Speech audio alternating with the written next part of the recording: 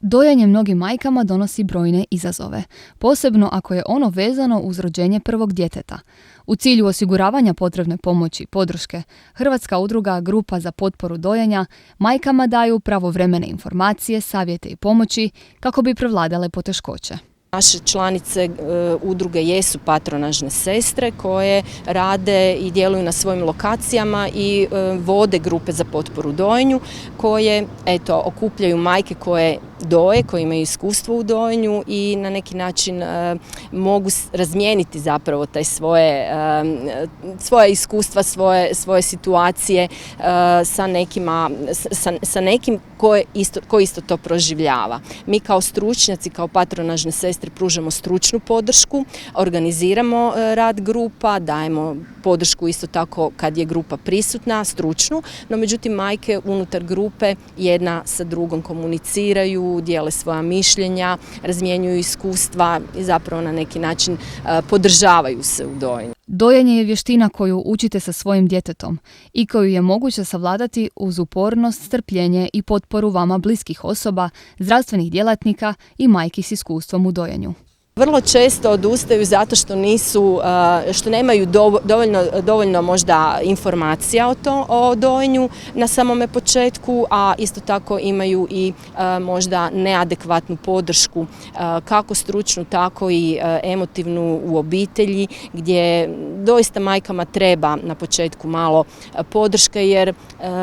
porod je nešto što nosi novu situaciju, majke se nađu u novoj situaciji, pitaju se da li će to moći sve uspješno odraditi, da li će biti dobra majka. Dakle, puno se toga stavlja novoga pred majku i sad evo i to pitanje dojenja, hranjenje djeteta, ako na početku postoji nekih manjih poteškoća, što vrlo često postoji, ako ne nađu dobru uputu, savjet, podršku kako to prevladati, a nisu dovoljno same informirane, vrlo često odustaju. Najčešći uzrok odustajanja od dojenja je prisutnost bolnih bradavica, oštećenih bradavica i razmišljanje o tome da nemaju dovoljno mlijeka, znači da ne mogu dovoljno uspješno nahraniti svoje dijete. Danas je opće poznato i prihvaćeno da je dojenje najbolji način hranjenja djeteta, ali ipak postoje određeni mitovi i zablude, pa se savjetuje ženama da slušaju svoje instinkte, jer upravo se tijekom podoja ostvaruje bliski kontakt majke i djeteta, koji pomaže razvijanju ljubavi i privrženosti. Emocionalna podrška i potpora majke jer dijete je rođeno, friško je došlo u ovu novu sredinu, tako da jedino ono što prepoznaje jesu ono što čuje otkucaje srca majke kada je uz majku na dojci, miris kože, dijete baš i ne vidi najbolje u prvim danima nakon poroda, odnosno tijekom prvog mjeseca i sam podoj, taj kontakt majke očima na 20 cm je nešto što isto tako dijete vidi i prepoznaje i to smiruje dijete. Tako da dojenje nije samo hrana, nego je upravo ta emocionalna bliskost s majkom i povezanost, što je jako važno. Ako postoje određene poteškoće koje majke ne mogu riješiti sa patronažnom sestrom, mogu se obratiti savjetovalištima. Žene u Zagrebu imaju mogućnost dolaska i u savjetovališta za dojenje koje je osnovao grad Zagreb pri domovima zdravlja, tako da evo u Domu zdravlja radi 5 savjetovališta u kojima rade IBCLC savjetnice za dojenje gdje se majke mogu javiti bez uputnice,